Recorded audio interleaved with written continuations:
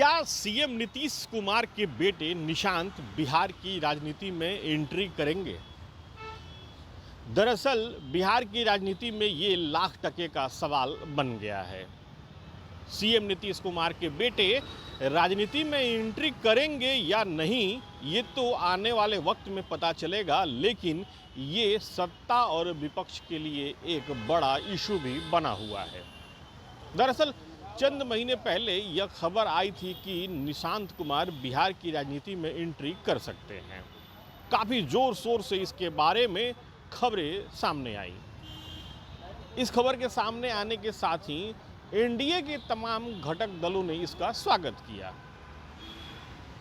यहाँ तक कि विपक्षी दलों ने भी इस बात को लेकर के खैर मकदम किया कि निशांत अगर चाहें तो राजनीति में आ सकते हैं। लेकिन तस्वीर का दूसरा पहलू ये है कि निशांत अगर राजनीति में आना चाहते हैं तो क्या कोई उन्हें रोक रहा है? दरअसल इस बात को तब बल मिला जब नेता प्रतिपक्ष तेजस्वी यादव ने कहा कि निशांत राजनीति में तो आना चाहते हैं, लेकिन कुछ लोग हैं जो उनको रोक रहे हैं। उनका इशारा स्पष्ट रूप से भुंजा पार्टी की तरफ था, जिसको लेकर के तेजस्वी गाहे बगाहे हमला करते रहते हैं। इसी बात को लेकर के बिहार की राजनीति में एक नया मंथन शुरू हो गया है कि क्या कोई ऐसा है जो निशांत को राजनीति में आने से रोक रहा है। से आए हैं, आयोग में जगह मिली है, तो अब इसमें बचा कहाँ कुछ? पूरी तरीके से प्रमाणित हो गया। और ये जो भूजा पार्टी वाला जो लोग है ना, ये लोगों तो ईश्वरीय वरदान मिल गया कि मुख्यमंत्री ऐसी अवस्था में है। संजय झा अपने बच्चे लोग को फिक्स कर दिया, अशोक चौधरी अपना बच्चा लोग को फिक्स कर दिया, दीपक जी अपने बीवी को फिक्स कर दिए। निशांत कुमार आना चाहते हैं राजनीति में। निशांत कुमार को यही भूजा पार्टी वाले लोग असहज महसूस करते हैं और साजिश के चलते निशांत को नहीं आने देना चाहते। अब मुख्यमंत्री जी का जो है इस्तेमाल कर रहे हैं क्योंकि वो अचेत अवस्था में है। ये बड़ी बात है। यही भूजा पार्टी वाला लोग अपने रिश्तेदारों को, जमाइयों को, सबको सेट कर दिया। और निशांत जी की इच्छा है, मुख्यमंत्री जी की इच्छा है, तो ये भूजा पार्टी वाले लोग षड्यंत्र के तहत, साजिश के तहत इनको राजनीति में नहीं आना देना चाहते हैं। क्योंकि ये लोग सत्ता का भुख भोग रहे हैं, मलाई खा रहे हैं, रेवड़ी बांट रहे हैं, क्योंकि इनको लगता है कि ईश्वरीय वरदान मिल गया है, क्योंकि मुख्यमंत्री अचेत अवस्था में। यही हो रहा है बिहार में। ट्रांसफर पोस्टिंग कैसे क्या हो रहा है, हम तो खाली धैर्य बना करके रखें कि बीजेपी और जनता दल यूनाइटेड के लोग कितना गिरते हैं। एक बार पूरी तरीके से गिर जाने दीजिए, बोल लेने दीजिए उन लोगों को जितना हम लोगों को गाली देना है।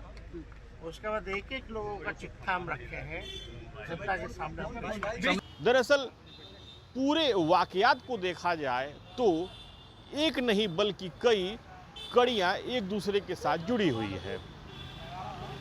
जदयू के साथ बीजेपी के कई बड़े नेता इस बात को कह चुके हैं कि अगर निशांत राजनीति में आते हैं तो उनका स्वागत होगा। हालांकि राजनीति में कब आना है या नहीं आना है, ये उनके ऊपर निर्भर है। जदयू के तो कुछ विधायकों ने अपने सीट तक को ऑफर कर दिया कि अगर निशांत चुनाव लड़ना चाहते हैं तो वो अपनी सीट देने के लिए तैयार हैं। लेकिन सुई वहां अटकी हुई है कि आखिर तेजस्वी यादव ने ये बातें क्यों कही।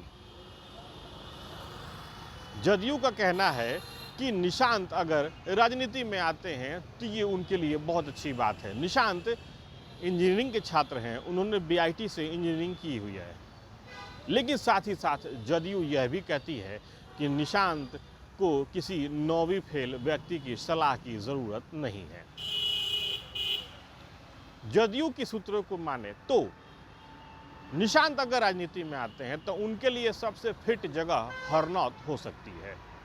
ये वही हरनौत है जिसने हर कदम पर सीएम नीतीश कुमार का साथ दिया। जदयू के कुछ शीर्ष नेता नाम नहीं बताने की शर्त पर कहते हैं कि अगर निशांत आना चाहें तो उनको कौन रोक सकता है? अगर वो आते हैं तो स्वागत होगा। साथ ही साथ जदयू के कुछ नेता यहाँ तक भी कहते हैं कि निशांत के लिए हर लिहाज से हरनौत विधानसभा सीट फिट है, क्योंकि हरनौत विधानसभा सीट से सीएम नीतीश कुमार को नई पहचान मिली थी। हरनौत और सीएम नीतीश कुमार एक दूसरे के पर्याय माने जाते हैं। देखिए, निशांत कुमार जी बीआईटी से इंजीनियरिंग किए हुए हैं, उच्च शिक्षा प्राप्त हैं, बेहद ही सौम्य और सुशील और स्वतंत्र विचार के व्यक्ति हैं और उनके जैसे लोगों का सक्रिय राजनीति में आना मेरे जैसे लोगों के लिए फख्र की बात होगी और यह किसी भी पार्टी के लिए गर्व की बात होगी। लेकिन वह अपने निर्णय लेने के लिए खुद स्वतंत्र भी हैं और परिपक्व भी हैं। राजनीति में आना यह उनकी इच्छा से संचालित होगा, न कि किसी व्यक्ति की सलाह से।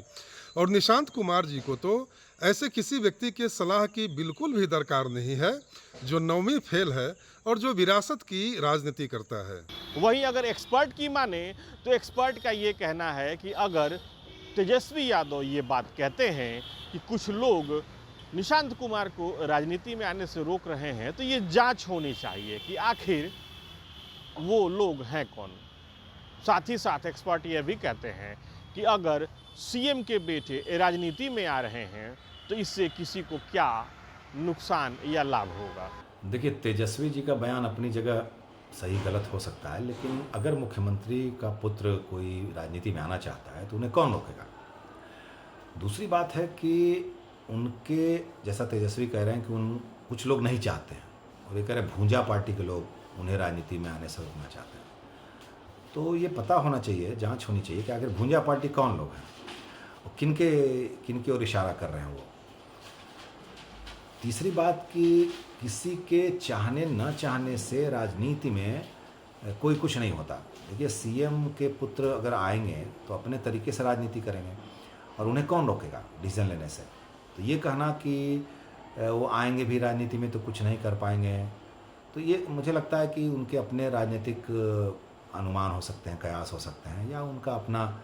लेकिन मुझे नहीं लगता कि अगर निशांत आना चाहते हैं राजनीति में तो उन्हें कोई रोक सकता है या उनका पावर जो है किसी तीसरे के पास होगा या कोई ऐसी शक्ति भी काम कर रही है जो उन्हें राजनीति में आने से रोकती है। मुझे ऐसा कुछ नहीं दिखता। मुझे लगता है कि राजनीति में कोई भी आ सकता है और अपने राजनीति अपने बलबूते करेंगे, वो आएंगे तो। बहरहाल निशांत कुमार बिहार की राजनीति में एक केंद्र हाल फिलहाल में बने हुए हैं। पिछले कुछ दिनों से पहले जब निशांत कुमार की बिहार की राजनीति में आने की बात शुरू हुई थी, तब से लेकर अब तक कुछ अंतराल पर ये बातें सामने आती रहती हैं। जदयू के कुछ बड़े नेताओं का यह भी कहना है कि बहुत मुश्किल है कि निशांत कुमार बिहार की राजनीति में अपनी एंट्री करें, क्योंकि सीएम नीतीश कुमार की कार्य करने की शैली अलग होती है। एक जदयू के बड़े नेता का यहाँ तक कहना है कि ये बहुत हद तक संभव है कि जब तक सीएम नीतीश कुमार राजनीति में सक्रिय रहेंगे तब तक शायद निशांत कुमार की बिहार की राजनीति में एंट्री नहीं हो। अब निशांत कुमार बिहार की राजनीति में कब एंट्री करते हैं, कहां से चुनाव लड़ते हैं और उनके एंट्री के बाद बिहार की राजनीतिक परिदृश्य में क्या बदलाव आता है, इसके लिए तो इंतजार करना ही पड़ेगा। Sujit Kumar, TV9 digital, Patna.